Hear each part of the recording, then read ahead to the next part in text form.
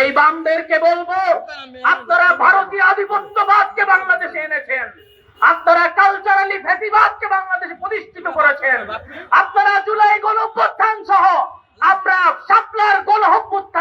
শাপলার গণহত্যাকে দেখেছি, সেখানেও আপনারা ওই গণজাগরণ মঞ্চ নামে একটি মঞ্চ তৈরি করেছিলেন, নবী প্রেমিকদেরকে রাতের অন্ধকারে হত্যা করেছিলেন।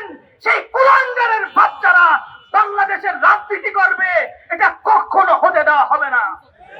স্পষ্ট করে বলছি, আমরা দেখতে পেলাম এই সমস্ত ব্যক্তিদেরকে বিভিন্ন রাজনৈতিক দল তাদের দলে টানছেন। আপনারা কি ভুলে গিয়েছেন 17 বছরের ফ্যাসিবাদ বাংলাদেশে প্রতিষ্ঠিত হতে পারলো না, আর আপনারা তাদেরকে ঘরে টেনে আপনারা বাংলাদেশের ক্ষমতায় আসবেন, এটা কখনো হবে না। আমরা বলছি, আমরা রক্ত দিয়েছি শুধুমাত্র একটি সরকারের পালাবদলের জন্য নয়, আমরা রক্ত দিয়েছি পুরো সিস্টেমকে পরিবর্তনের জন্য, আমরা রক্ত দিয়েছি বিভিন্ন আমলাতন্ত্রকে মাটিতে ধামাচাপা দেওয়ার জন্য, আমরা রক্ত দিয়েছি মুক্ত কোন ফ্যাসিবাদকে বাংলাদেশে আনার জন্য নয়। আপনাদেরকে জানিয়ে দিতে চাই, মাদ্রাসা শহীদ হয়েছে, মাদ্রাসার হাজারো ছাত্র শহীদ হয়েছে, আপনাদের মায়া কান্না আমরা তখন দেখি নাই।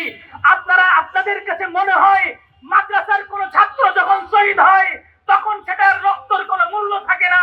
আপনাদের কাছে যখন কোন হিন্দু মারা যায়, কোন বহির্বিশ্বের কোন ব্যক্তি মারা যায়, তখন আপনাদের কাছে এটা খুবই দুঃখের ব্যাপার হয়।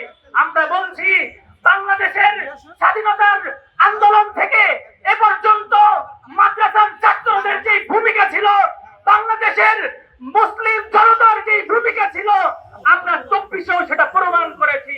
অতএব এই কওমি অঙ্গনকে মাইনাস করে অথবা বাংলাদেশের ধর্মপ্রাণ জনগণের চিন্তা, বোধ, বিশ্বাসকে উপেক্ষা করে বাংলাদেশের সংবিধানে কিংবা বাংলাদেশের সংসদে কোনো আইন আমরা দেখতে চাই না। আমরা একটি স্বাধীন বাংলাদেশ চেয়েছি, যেখানে বহির্বিশ্বের কোনো নাক গলানি আমরা দেখতে চাই না।